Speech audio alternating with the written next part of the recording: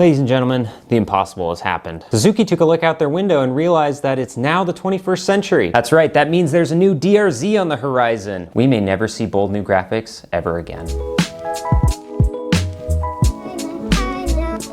Let's talk about Suzuki's recent announcement that for 2025, we are going to see a brand new DR-Z4S and DR-Z4sm, phasing out their long-time, tried-and-true DR-Z400. And before we get into any specifics, it has to be said up front, finally, Suzuki has been making the DR-Z400 for what would have been 25 years in the States, and besides a few small changes in the first couple of years, nothing has really changed with this bike besides the color of the plastic and what decals they decide to slap on it. Seriously. Oh look, first it was yellow, not a surprise there, and blue, that's cool. Now it's more yellow. Oh, white, what a shakeup. Black and white, back to white, black again, and again, and again. There's some gray thrown in there. Oh my God, they're back to yellow again. We've literally gone full circle. Now there's a reason why the only shakeup every year has been from the company's graphic design department. It's because the other portions of it, the engine, the transmission, the fueling, the frame, everything that's actually functional with the bike gets past regulations when it's initially built, and so it's been grandfathered ever since. At least in the States, that is. I did some digging and actually saw that the DR-Z400 was dropped from the lineup in other parts of the world, most likely because they had emissions requirements that would have actually necessitated an update. So had they wanted to make a change, like going from a carburetor to fuel injection, then they would need to meet current guidelines. And with a bike this old, that's a lot to change. Not only that, but Suzuki really had the market locked for quite a while, especially with the SM. No one was really offering a supermoto from the factory. And then when people eventually did, they either went smaller like the KLX 300, or they went bigger with the KTM Husky Gas 700cc variants. They were right smack dab in the middle, and as far as I know, people were still buying these, at least wherever they were still sold, and so they milked that thing for all that it was worth, and then some. At this point, I thought they were never going to change anything until they ultimately just dropped the bike completely, but it looks like they actually want to join the party with Euro 5 Plus standards. Although I guess they kind of did drop the old bike, technically it is now called the DR-Z4S and 4sm rather than 400s and 400sm. So taking a look at what they provided so far, it has definitely been updated to look like a bike from this century, and I gotta say, I really like the looks actually. It's a little more angular, a little more aggressive looking. Although the headlight is a bit wonky, it doesn't quite fit the shroud in my opinion. Better than the ancient seal beams though, that looked like they were taken off of a Jeep Wrangler or something. But looks aren't everything, and as we would expect with the new DR-Z, finally they have ditched that old diaphragm carb and they now have fuel injection. And even a step further than that, according to this, it says it has a throttle by wire and something called Suzuki Intelligence Ride System with different ride modes, traction control modes, and ABS. So these points alone make me think that when this bike comes out, I legitimately want to give this thing a good shot, because when it comes to EFI and dual sports,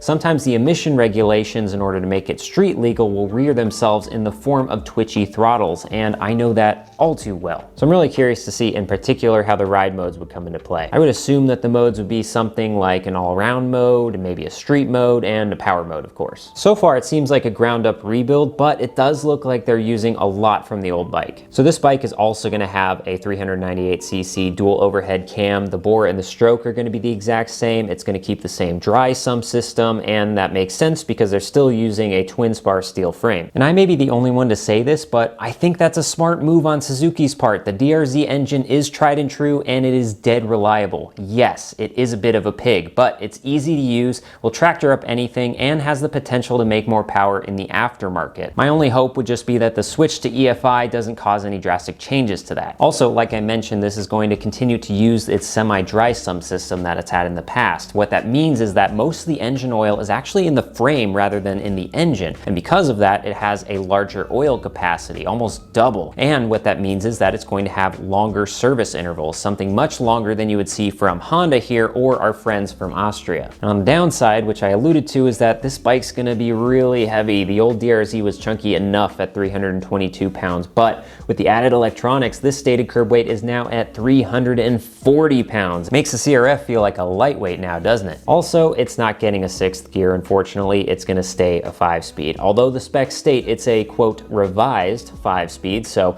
whatever that means. Maybe they lengthen the gears so it doesn't feel as limited as the old one did. I'm sure a lot of people would have been hoping for a 6-speed. I personally was hoping for a 6-speed when I found out that they were eventually revising this bike, but it's because they're using the old 398cc platform. I would not be surprised if they decide decided to use the majority of the components from the old bike to the new bike because that's what Suzuki does. They milk it for all it's worth. And so of course they're gonna do that. That includes the gearbox. Adding a 6th gear is gonna widen that thing, and they don't wanna put in the R&D for that. And with keeping this old platform, that means it's gonna stay a 400, of course. And whether or not that's a smart move is to be seen. I'm sure a lot of people will have speculated in the past that it should go up to a 450. I personally thought that when they were going to eventually revise this bike, however many years ago I thought this, that it was going to be a 450 now and basically like a street legal RMZ. But I'm going to speculate and say it's going to pay off for them. The DR-Z has always been the in-between option, and it looks like going forward they're just going to stick to their lane. Also, it's an easy cop-out if there's any criticism when you're comparing it to another bike. And yes, they could have done a little bit more to improve this. Besides the ride modes, they did the bare minimum to make this thing a bike for the present, and they're going to recycle as much as possible. But that's not to say that they can't build upon this and refine and provide added features in future years. That, or they're not going to touch anything for another quarter century, and we're also looking at the all-new and improved 2050 DR-Z4. But I can be hopeful, right? It's not like they've done this with other models before,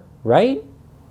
Right? But all that being said, I'm personally looking forward to seeing these things out in the wild. I had a DR-Z400 in the past. Before I had the CRF here, I had the 2006 vintage. It was yellow blue. And before that, I would ride around on my dad's 2003 DR-Z. I think it was a 2003 anyway, but who knows? It could have been any year, honestly. All I know is that that one was also old enough to be yellow. And depending on the price, a 4SM might actually have a spot in this garage. You didn't hear that. They have not announced any prices yet, although the outgoing DR-Z400 is 7.2 for the dual sport and 7.9 for the supermoto. I hope that they stick close to that, which would make sense. This is an in-between bike, so it's gotta be in-between price-wise. The current 300s are in the 5s and the 450s are around the 10 to 12 range. So I think it makes sense to stay at a 7.2 or 7.9, but I wouldn't be surprised if they upped it to be somewhere in the 8s. But what do you think? Game changer or not enough? And should I get one? Put it in the comments. And if anyone has an in with Suzuki, can you please let me know so I can plead my case for a test bike? I know I'm just small time, but small time opinions matter too, right?